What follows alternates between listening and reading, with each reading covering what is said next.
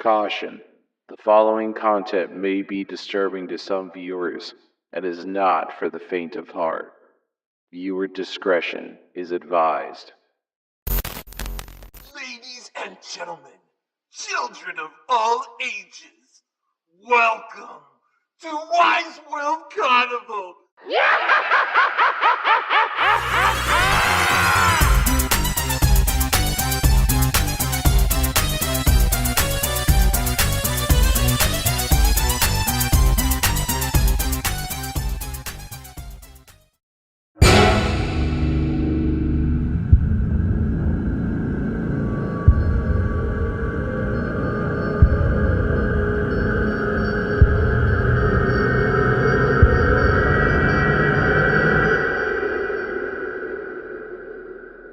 I moved to the small town of Edgewood Lake a few days ago. I was lucky to find a boyfriend, Alan, so fast. It's a quiet town where nearly everyone knows each other. If you live in a small town, you'd know. Alan suggested we go to the town carnival. I'm not sure what the difference is between a carnival and a fair, but whatever it is quite small. There's a Ferris wheel though, and it would make a great romantic view. We ended up parking further from the carnival than we would have liked. The whole town was there, and despite being a small population, there were still hundreds of cars lining the narrow roads. The sound of screams became audible. They were ones of joy and excitement. The music came next. Over the tree line, I could see the Ferris wheel slowly turning. I squeezed Alan's arm. This is gonna be fun. The whole place was bustling. The smell of popcorn and something fried was thick in the air. I followed it set to a small stand with chip on a stick plastered across the top. Alan and I shared some cotton candy. He won me a small blue penguin plushie at a ring toss, and we joked about whether we should go in the funhouse with the small children. We'd never fit, of course. Finally, it came to the big events. Alan and I looked between the roller coaster and the Ferris wheel. I was a huge scaredy cat and always loved the Ferris wheel, so I pulled Alan to the short line. When I was younger, I had only been on the Ferris wheel once. The line was always so long, it wasn't really worth waiting. We moved closer and closer, and finally the ride operator gestured for us to climb the stairs and get in. The carriage rocked slightly, and I grinned in mild shock. There was only room for us to sit opposite of each other, but that was fine. We moved up as 3 more carriages were filled, and in our closed compartment, I could smell something smoky. I looked down and saw a few cigarette butts at our feet. Figures. The wheel groaned to life. As we climbed higher, I stared out the window. I could see the forest from here, across the parking lot. The sounds below slipped away. "Did you know that this carnival was really popular once upon a time?" Alan said. "It was going to put the town on the map." I looked over the grounds. I could see why. What happened? Did someone die? "Yeah," Alan said. The burnt smell got stronger. "Everyone," he said with a touch of sadness. My head snapped back to him, but he was gone. I looked out the window and saw that the carnival was little more than a burnt husk. The spokes of the Ferris wheel were blackened and rusty. I screamed, but there was no one around to hear.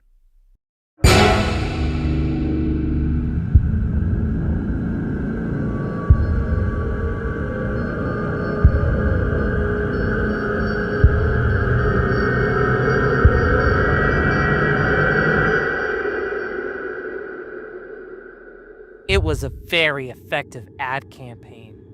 It went up overnight on a big billboard along Highway 17. Whatever had been there before, I think an ad for some fireworks store, had been papered over. Sprayed in red were the words, "Coming soon, Halloween 2007. To the left of the writing was a mannequin, dressed as a bloodied high school girl, hanging from a noose. Everyone that drove by, which to say mostly the inhabitants of our podunk little town, had a lot to say about it. Some people thought it was a great trick and a sign of something interesting coming to the town for once. Maybe a Halloween carnival. or perhaps someone was planning on setting up a haunted house. Other people thought it was tasteless and offensive. A few people went down to the police station to complain to the sheriff, who shrugged his shoulders and claimed he couldn't do anything, as always. As the days went by, our excitement grew. It was with heightened anticipation that we all greeted Halloween. Parents clung to their kids tightly during trick-or-treating. Neighborhood kids rode across the town on their bicycles, each one hoping to be the first to discover a grand trick that was coming our way. But nothing happened, and all of us went to bed a little disappointed, a little relieved. It wasn't until the next morning, as I drove my truck down the road and saw the billboard, that we understood. Hanging on the billboard were 4 more mannequins, except these weren't mannequins at all. I spotted 4 classmates: Bill, Tony, Christina, and Evelyn, their bodies bloody and swaying in the breeze. The police confirmed that they were dead when they pulled them down. They also confirmed that there never had been a mannequin hanging from the billboard. What we all thought was a mannequin was identified as a missing high schooler from another state. Autopsies confirmed that all 5 victims had died from strangulation. They had been hung there, still alive, praying for help to come and never finding it. We never did find out who killed those 5 people. To this day, our town whispers about who it could have been, whether or not they had been caught.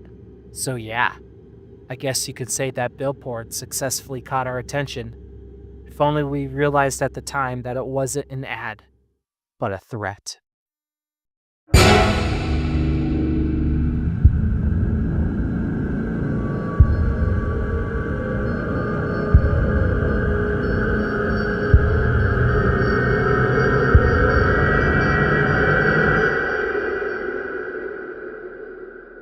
I've got to tell you, I've been a carny for as long as I can remember, and I've never seen something as messed up as this. My mouth's been running to anyone who will listen, but no one believes me. Maybe you can help. Every weekend, hundreds of people flood the amusement park that I work at, yet no one notices the statue garden. By that, I'm not saying they just ignore it. I'm saying that they never notice the changes. We pack and unpack at all kinds of cities across the US. Every time we leave town, a new kid goes missing. The boss doesn't think anyone will catch on. He seems to be right so far. But this time, I have proof. Our carnival's location receives the Amber Alerts hours after we've left. And there's no traces of us to be found. Not that anyone suspects us. Who would believe such a thing? Besides me, I mean. This young boy is different from the others. He was born without his left thumb. His left ear has been misshapen due to his positioning in the womb. And all I had to do was show them the new statue. Then people would have to believe. I ushered the officer to the statue garden area and show him the newest addition. Look here, I point frantically. The statue. He's missing an ear and a thumb. I'm telling you, someone is turning these children into stone. We have to free them. The officer sighs in annoyance, clearly not taking me seriously, just like all the others. I can't take it anymore. Those children are suffocating in there. If they're even still alive, my shoulder rams the statue with as much force as I can manage. After my second attempt, it topples to the ground. The crack of stone breaking against the concrete ground is almost deafening. The officer next to me turns a deadly white. His jaw drops at the sight before us. I try my best not to scream. Unsuccessfully. Where the dust of broken stone should be, there's blood. And instead of broken bits of rubble, there's bone. The officer finally believes me, but he thinks I'm the one responsible for it.